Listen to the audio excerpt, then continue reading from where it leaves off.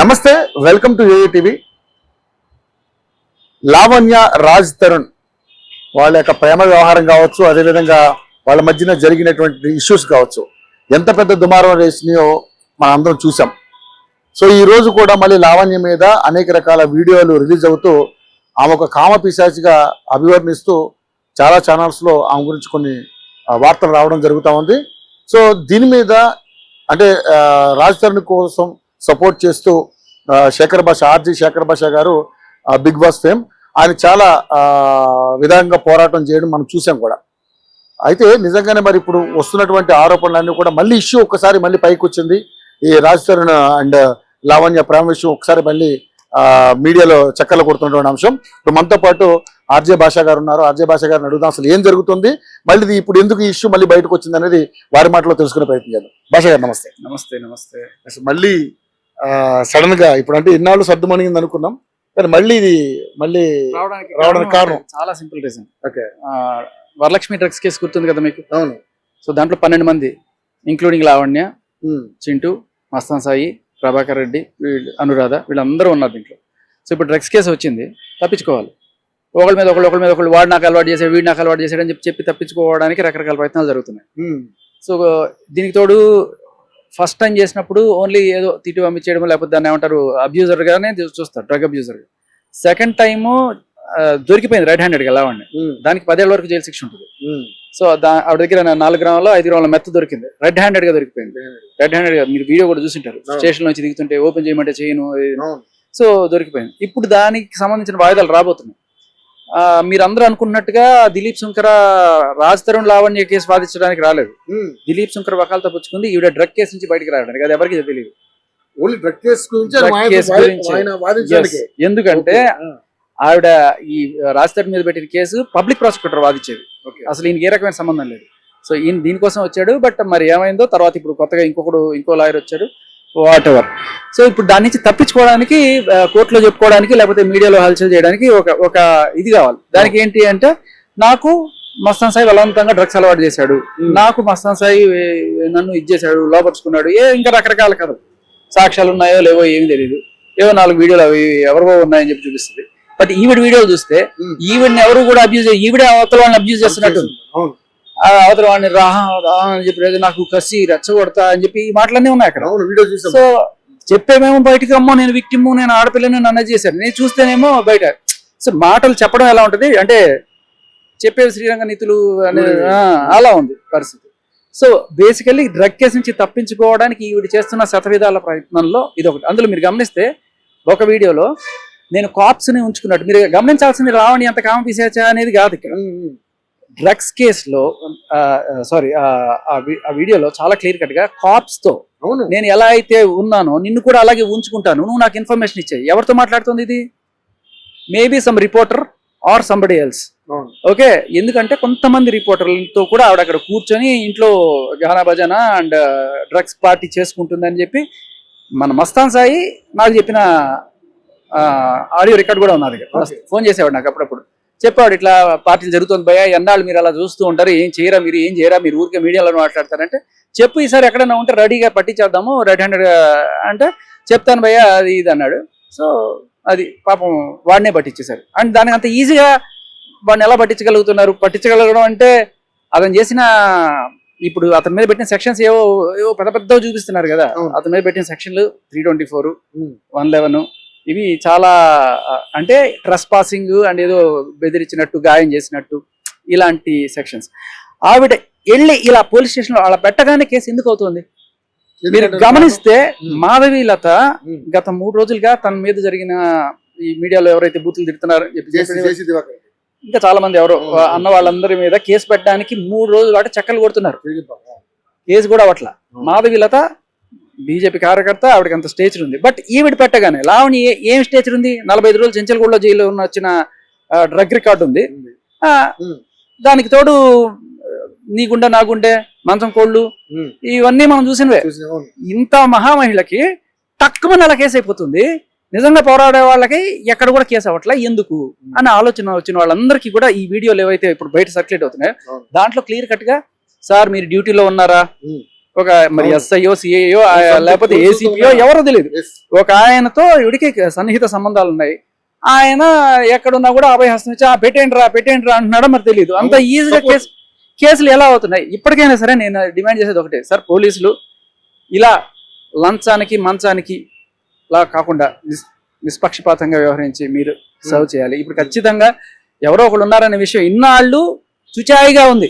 ఇన్ని కేసులు ఉన్నా కూడా లావణ్య మీద 8 ఎఫ్ఐఆర్లు ఉన్నాయి. అయినా కూడా ఎందుకు అరెస్ట్ అవ్వలేదని ఇంతమంది అడుగుతున్న దానికి సమాధానం ఇవాళ మీకు ఆ రికార్డులో దొరుకుతుంది. ఎందుకంటే ఒక పోలీస్, ఒక కొంతమంది రిపోర్టర్స్ వీళ్ళందరినీ తన గుప్పెట్లు పెట్టుకున్నారు. అని గుప్పెట్లో ఎలా పెట్టుకుంటుంది కూడా చెప్తా. ఇప్పుడు ఆయనతో మాట్లాడుతున్న వీడియో బయటకు ఎలా వచ్చింది అనుకుంటున్నారు? ఇలా ఆయనతోటి రిపోర్టర్లతోటి మాట్లాడి ఏమైనా సరే షూట్ చేసుకుంటారు, అన్ని రికార్డ్ చేసి పెట్టుకుంటారు. రికార్డ్ చేసి పెట్టుకొని వాళ్ళ తర్వాత ఇదిగో బయటకు వెళ్తా, ఇదిగో నేను చెప్పిన పని చెయ్యి, నా కేసు తీసుకో, ఇలా. సో అంత ఈజీగా కేసులు ఎలా పెట్టగలుగుతున్నాడు ఎవరికి అర్థం కావట్లేదు. సో షీ కెన్ అని పెట్టగలుగుతుంది. వాడిని పాపం ఒకటోసారి కాదు, రెండోసారి కాదు, ఇది 3సారి అనుకుంటా మస్తాన్ సైడ్. ఇంకొకటి ఏంటంటే వాళ్ళ వీడియోలు వీళ్ళ వీడియోలు ఉన్నాయని చెప్పి పట్టుకొచ్చేస్తుంది కదా. ఇప్పుడు వేరే అమ్మాయిల వీడియోలు ఉన్నాయి అంటే అవన్నీ మీడియాకి సర్క్యులేట్ చేస్తారా? Point number 1. ఇంకొకటి, ఇదే పని కొన్నాళ్ళ క్రితం మీరు గమనిస్తే అప్పట్లో అన్ని ఛానల్స్ లోని 800 అమ్మాయిల న్యూడ్ వీడియోలు ఉన్నాయి మస్తా సైడ్ వచ్చిందా? మళ్ళీ అదే కదా పాడిందే పాడరా పాచిపళ్ళు కాసరా అన్నట్టు మళ్ళీ అదే చెప్తాను. అప్పుడు కూడా తను బయట పెట్టింది, అవునా? మరి అప్పుడు ఏ హార్డ్ డిస్క్ ఉంది ఆవిడ చేతిలో? ఇప్పుడు కొత్తగా పోయి తీసుకొచ్చానంటుంది. మీకు అర్థమవుతుందా? ఇది ఒకటే కాదు, అసలు అప్పుడే కాదు, 2023లో పట్టాపురం పోలీస్ స్టేషన్ లో ఇవి గుంటూరులో కేసు పెట్టినప్పుడు కూడా ఆ ఎఫ్ఐఆర్ మీరు గమనిస్తే దాంట్లో ఇచ్చిన కంప్లైంట్ లో మస్తాన్ సాయి ఇలా న్యూడ్ వీడియోలు ఇవన్నీ కూడా తీస్తాడు, షూట్ చేస్తాడని చెప్పి రాసి తర్వాత మనం అడిగితే అసలు ఇది నా రాతే కాదు, ఇది నా సంతకమే కాదు, ఇలా ఉంది. సేమ్ అదే content over and over repeat చేస్తుంది. పాయింట్ ఏంటంటే అతని దగ్గర ఏదో హార్డ్ డిస్క్ నిజంగానే పీక్కుంది.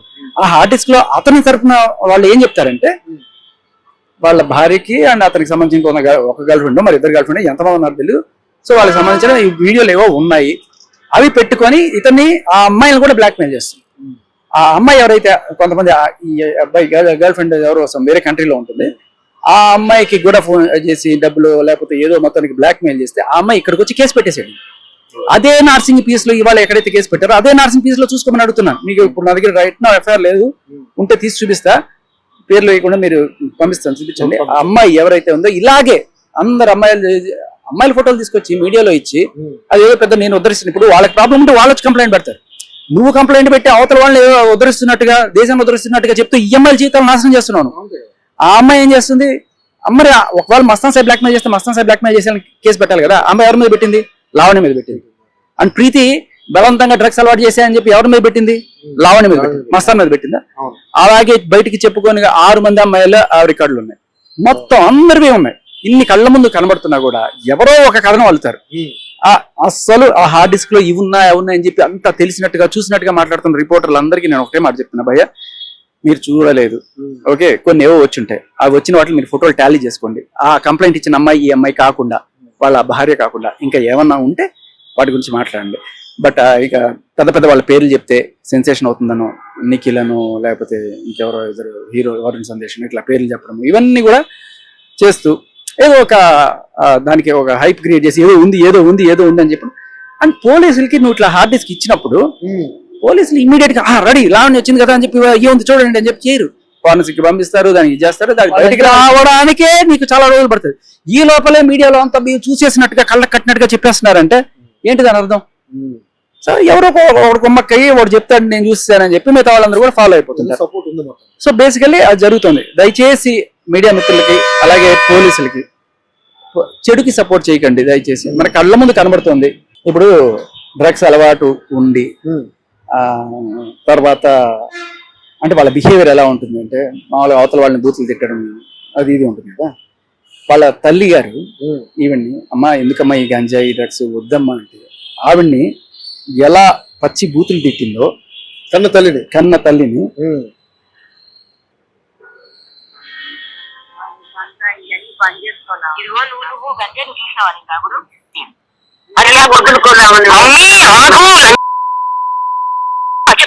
మాట చూడేస్తాంటున్నావు. మరి నేను ఒక్కసారి చెప్తుంటే వదులుకుంటావు తాగుడు.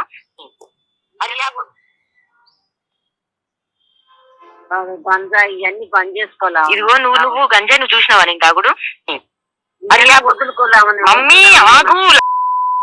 మాట మరి నేను ఒక్కసారి చెప్తుంటే వదులుకుంటావు. చెప్పింది విను. పెట్టినా సంతకం? ఏంటి మీరు లేవు కదా అసలు రోజు. ఇప్పుడు అడిగింది ఫోన్ చేసి వంటకు వచ్చినారంట. వస్తున్నట్టు బేసికలీ అది అంటే తల్లిని పట్టుకుని లంచ అంటే అదే అలాంటి మాటలు. అంత సంస్కారమైన మనిషికి మనం సపోర్ట్ చేస్తున్న మన కందుకూరు వీరేశలింగం పత్రికలు రాజా రామ్మోహన్ గారు అటు పోలీసులోను తోడపరిచయాలు, ఇటు మీడియాలోను కొన్ని తోడ అంటే మళ్ళీ ఈ తోడ అనుకునేది తోడ కొంచెం అనమాట, మీరేదో అనుకునేది తప్పుగా అర్థం చేసుకోకండి. సో వాటి వల్ల వచ్చే లాభాలని ఇలా మిస్యూజ్ చేసుకుంటున్నారు. దయచేసి ఇటువంటి చెడుని ఎంకరేజ్ చేయకండి. కళ్ళ ముందు కనబడుతున్నా సరే ఒక 45 రోజులు చెంచల్గూడ జైల్లో వచ్చింది. మీ అన్ని ఛానల్స్ లో మీరే వేశారు. జలసాలకు అలవాటు పడి ఇలా డ్రగ్స్ చేస్తుంది అని చెప్పిన ఆవిడ మరి మీకు ఇప్పుడు సడన్ గా దేవతలాగా ఎలా కనబడుతుంది? ఆవిడ కూర్చోబెట్టి పెద్ద పెద్ద ఇవన్నీ కూడా ఎలా చేస్తుంది? సో ఇదే నన్ను అడిగేది. సో పోలీసులు అండ్ ఎవరన్నా సరే మీడియా మిత్రులు ఎవరన్నా పొరపాటున ఇటువంటి చెడుకు సహకరిస్తుంటే దయచేసి సక్రమంగా ఆవిడకి దక్కే శిక్ష ఆవిడకి ఇవ్వాలి. ఆవిడ క్లియర్ కట్ గా డ్రగ్స్ నుంచి తప్పించుకోవడానికి చేస్తున్న ఏకైక ప్రయత్నం ఇది. సో డ్రగ్స్ మాఫియాలో కూరుకుపోయింది తను. వస్తాను కదా, అది ఒకటి కాదు 2 కేసులు. మిగతా ఈ వరలక్ష్మి డ్రగ్స్ కేసులో 12 మంది ఉంటే దాంట్లో మీరు కరెక్ట్ గా గమనిస్తే 3 పేర్లు: ప్రభాకర్ రెడ్డి, అనురాధ, చింటూ అండ్ వాళ్ళ ఆవిడ, తర్వాత మస్తాన్ సాయి, లావణ్య. సో ఇక్కడ రాష్ట్రం లావణ్య కాదు, మస్తాన్ సాయి లావణ్య. సో ఫస్ట్ నుంచి వీళ్ళదే నడుస్తుంది. అప్పుడు 2023 ఆవిడ పెట్టినప్పుడు కూడా ఎఫ్ఐఆర్ నేను మస్తాన్ సాయి ప్రేమలోనే ఉన్నాము అండ్ నిన్న కూడా మస్తాన్ సాయి 2 రోజులుగా రూమ్ లోనే ఉన్నట్ట, వాళ్ళ ఇంట్లోనే ఉన్నట్ట. సో అది విషయం. నేను అనేది ఏంటంటే ఇప్పుడు అక్కడ ఏం జరిగింది అనేది ఆవిడ వర్షన్ మీరు తీసుకున్నారు, వాళ్ళ వర్షన్ కూడా మీరు తీసుకుంటే బాగుంటది. వాళ్ళ వర్షన్ కి వినిపించడానికి వాళ్ళ లాయర్ ఏమైనా సంప్రదిస్తే బాగుంటది మీరు. సో బట్ బేసికలీ ఏంటంటే ఒకళ్ళదే ఆడపిల్ల కాబట్టో లేకపోతే ఇంకోటని వేయడం కాదు. బట్ ఒకసారి మీరు గమనించండి, ఈ ప్యాటర్న్ మీరు గమనించండి. ప్రభాకర్ రెడ్డి అండ్ అనురాధ వీళ్ళిద్దరూ ఒక పేరుగా ఉండే. అనురాధ జైలుకి వెళ్ళింది, 90 రోజులు డ్రగ్స్ కేసులో ఉండింది, బయటకు వచ్చింది. రాగానే నన్ను ఎందుకు బయటకు తీసుకురాలేదు ఆ కోపం ఏదో చేసి మొత్తానికి 8 కేసు పెట్టింది. మీకు తెలియదు చాలా మందికి. ప్రభాకర్ రెడ్డి మీద రేపు కేసు పెట్టింది అండ్ SC ST కూడా పెట్టింది. ఇది ఒకటి. తర్వాత ఏదో కింద మీద పడి ఏదో బతుకుదేయడానికి బయటకు వచ్చినట్టున్నాడు. బట్ తర్వాత ఇదే ట్రెండ్ మస్తాన్ సాయి అండ్ లావణ్య వీళ్ళు ఎవరు చేస్తుంటే మధ్యలో లావణ్య వచ్చి ఈ మీద రేపు కేసు పెట్టింది. ఇదే అంటే చెడ్డ స్నేహాలు ఎలా ఉంటాయనడానికి ఇదే కారణం. మనం ఇటువంటి మహాసాధుల్ని, మహాపతివ్రతల్ని, మహాతల్లుల్ని మనం ఎంకరేజ్ చేస్తున్నాం అన్నట్టుగా. సో కన్న తల్లిని ఎల్లని తిట్టిన ఇంతగా మించిన అంటే ఇవన్నీ పక్కన పెట్టండి, డ్రగ్స్ పక్కన పెట్టేయండి, బెదిరించడాలు, బ్లాక్మెయిల్. తల్లిని ఎవరన్నా అలా తిట్టిన వాళ్ళకి, అసలు కన్న తల్లిని పట్టుకుని అలా తిట్టిన వాళ్ళకి ఇంకా ఏమనాలి? వాళ్ళకి ఏం శిక్ష ఉండాలి వాళ్ళకి చెప్పండి. సో ఇంకా మిగతావి ఇంకా అన్ని బయటకు వస్తా ఉంటాయి భాష గారు. కానీ మనం అడగొచ్చలేదు నాకు తెలియదు, కానీ మరి మీ మీద ఏదో హత్య ప్రయత్నం జరిగిందని కొంత అంటే స్కూలింగ్ లో కనిపిస్తాం. అది ఆల్రెడీ మీకు ఫస్ట్ అక్కడ నేను ఒక వారం రోజులు హాస్పిటల్లో జరిగి ఉన్నది. యాక్చువల్ గా నన్ను అటాక్ చేయడానికి జరిగిన ప్లానింగ్ ఏదైతే ఉందో ఇవాళ అది కూడా బయటకు వచ్చింది. ఓకే. సో దానికి సంబంధించిన ఆడియో రికార్డ్ నేను మీకు ఇస్తాను. సో దాంట్లో ఏంటంటే లక్ష్మీ పడాలని ఒక అమ్మాయి, అసలు యాక్చువల్లీ ఇదంతా అక్కడి నుంచే స్టార్ట్ అయింది. ఆ అమ్మాయి ఇలాగే ఎక్స్టార్షన్ కోసం రకరకాల వాళ్ళ మీద కేసులు పెట్టి SP మీద కేసు పెట్టింది, తర్వాత వాళ్ళ ఆయన మీద 498A పెట్టింది, నాకు గర్భస్రావం చెప్పించాడని కేసు పెట్టి సంవత్సరం 6 నెలలు జరగకుండా ఇంకోటితో పెళ్లి చేసుకుని వాడి మీద కూడా కేసు పెట్టింది. అప్పటికే పోలీసులు అడిగితే ఏంటమ్మా ముందు ముగ్గురు సంగతి ఏంటంటే వాడు నపుంసకుడు అంది. మరి నపుంసకుడు అయితే వాడిని ఎలా ఇచ్చాడని అడిగితే ఏ సమాధానం లేదు. తర్వాత వీడి మీద కేసు పెట్టింది, ఒక్కొక్కరి దగ్గర 20 లక్షలు అలా గుంజుతూనే ఉంది. తర్వాత అక్కడి నుంచి ఇంకొక ఆవిడ SP దాకా తీసుకెళ్ళడానికి వచ్చిన ఒక రాయవారు ఎవరైతే ఉన్నాడో ఆ BC సంఘం నాయకుడు, అతన్ని కూడా వేసింది. అతని దగ్గర కూడా 5 లక్షలు ఎంతో తీసుకున్నట్టుగా ఇలా ఒక్కళ్ళ తర్వాత ఒకళ్ళు అండ్ అలా చేసుకుంటే ఇక్కడ మా వెబ్ సిరీస్ లో మా హీరో అతను యువరాజ్ అని అతన్ని కూడా ఇట్లాగే ట్రాప్ చేసి అతను 5 లక్షలు డిమాండ్ చేసింది. ఆ కేసు SR నగర్ PS లో కూడా రిజిస్టర్ అయింది. ఇవన్నీ కూడా నేను బయట పెట్టాను. సో అప్పటి నుంచి ఎలా వీడిని ఏదో ఒకటి చేయాలని చెప్పి ఎలాగో లావణ్య కూడా శత్రువే కాబట్టి లావణ్యతో చేరి లావణ్య తమ్ముడు ఈవిడ ఇంకా చింటూ ఎవరైతే ఉన్నారో వీళ్ళందరూ కలిసి మంత్రాలు చేసుకుంటూ వీడిని ఎలా అటాక్ చేయాలి, వీడిని కొట్టి చంపేసి ఆనవాళ్ళు కూడా దొరకకుండా ఎలా చేయాలి అన్న రికార్డు ఉంది మన దగ్గర. సో అది మీకు ఆల్రెడీ ఉంది బయట. సో ఫైనల్ గా మరి నిజంగానే మరి ఇప్పుడు లావణ్య విషయంలో మరి ఏంటి అంటే మీరు ఏమన్నా అంటే మీ మీద జరిగిన హత్య ప్రయత్నానికి సంబంధించి మీరేమైనా కంప్లైంట్ చేశారా? అంటే దీంట్లో లావణ్య డైరెక్ట్ గా కంప్లైంట్ చేస్తున్నట్టు అయితే నాకు లావణ్య ప్లానింగ్ అనేది అక్కడ కనబడలా. బట్ ఈ పడాల లక్ష్మి అనే అమ్మాయి వీళ్ళని రెచ్చగొడుతోంది. బట్ లావణ్య నా మీద క్యారెక్టర్ అసాసినేట్ చేయడానికి చేస్తున్న మాటలు ఏవైతే ఉన్నాయో, ఒక రెండు అదేమంటారు ఇద్దరు అమ్మాయిలు ఎవరన్నా దొరుకుతారా, ఆ ఇద్దరు శేఖర్ గురించి అట్లా ఇట్లా మాట్లాడుకునేది మనం యూట్యూబ్ లో రిలీజ్ చేద్దాం. సో ఇలాంటి పనులు అనమాట. సో మొత్తానికి అయితే దీని మీద ఇంకా ఫర్దర్ ఇంకా మిమ్మల్ని మళ్ళీ ఒకసారి అప్రోచ్ అవ్వచ్చు. తవ్వుకున్న బోల్డ్ అంతా ఉంది, ఓకే వస్తుంది. శిక్ష పడేదాకా మీ పోరాటం కావాలి. శిక్ష నేను పడడం కాదు. ఒక పాయింట్ ఏంటంటే ఆవిడికి మళ్ళీ కొత్తగా రైడ్లు చేయించడాలు కూడా అవసరం లేదు. ఆవిడ ఒకసారి చెక్ చేయించండి, ఒక్కసారి ఏ డిమాండ్, ఒక్కసారి దమ్ము ఉంటే ఆవిడ డ్రగ్ టెస్ట్ తీసుకోమనండి, అయిపోతుంది, జాగ్రత్తలం అయిపోతుంది. అండ్ ఆవిడ వరలక్ష్మి కేసు కావచ్చు, దీంట్లో కూడా కావచ్చు, ఆవిడకి పడాల్సిన శిక్ష పడాలి. కానీ భాష గారు ఇక్కడ పోలీసుల సపోర్ట్ ఫుల్ గా ఉందనుకుంటున్నారు, మీడియా సపోర్ట్ ఉందంటున్నారు. కానీ మరి ఎట్లా ఇప్పుడు వెళ్ళి బయటపడే అవకాశం ఉందంటారు?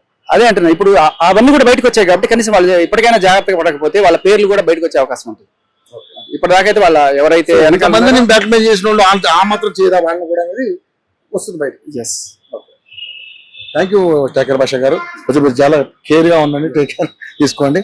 సో మొత్తానికి అయితే ఆ లావణ్య విషయంలో ఎక్కువగా పోలీసుల సపోర్టు, అదే విధంగా మీడియా సపోర్ట్ ఉండడం వల్లనే ఇది ఇక్కడ రాకుండా వాళ్ళందరినీ మ్యానిపులేట్ చేస్తూ, వాళ్ళందరితో మాట్లాడిన వీడియోలు తీసుకుంటూ, వాళ్ళందరితో ఏ విధంగా మాట్లాడాలని తీసి బ్లాక్మెయిల్ చేసి ఈ కథని ఇంకా ముందు నడిపిస్తుంది. మొత్తానికి దీని అంతా ఇతివృత్తాంతం ఒకసారి మనం గమనించినట్లయితే డ్రగ్ కేసుల నుంచి పేకల్లోతో కూరుకుపోయినటువంటి లావణ్య బయటపడే ప్రయత్నం చేయడం కోసం ఇలాంటివన్నీ చేస్తుందని చెప్పేసి మాట్లాడుతూ ఉన్నారు. శేఖర్ భాష గారి మీద గతంలో ఏదైతే హత్య ప్రయత్నం జరిగిందో దానికి సంబంధించినటువంటి వాళ్ళు ఎవరు, దాని వెనకాల ఎవరున్నారు అనేది కూడా ఈ రోజు బయటపడిందని చెప్పి కూడా మాట్లాడుతూ ఉన్నారు. శేఖర్ భాష గారు ఇప్పుడే మనతో ఒకటి మాట్లాడారు.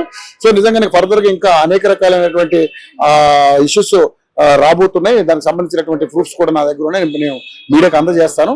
సో ఏదేమైనటువంటి కూడా ఈ లావణ్యని అంటే అందరూ కూడా ఒకసారి గమనించి ఆమెని తగినట్టుగా, అంటే ఆమె చేసినటువంటి అంశాలకి తగినట్టుగా శిక్ష విధించాలని చెప్పేసి శేఖర్ భాష గారు మాట్లాడుతూ ఉన్నారు. సో ఫర్దర్ గా మరిన్ని అప్డేట్స్ తో మళ్ళీ ముందుకు వస్తాం. Out studio.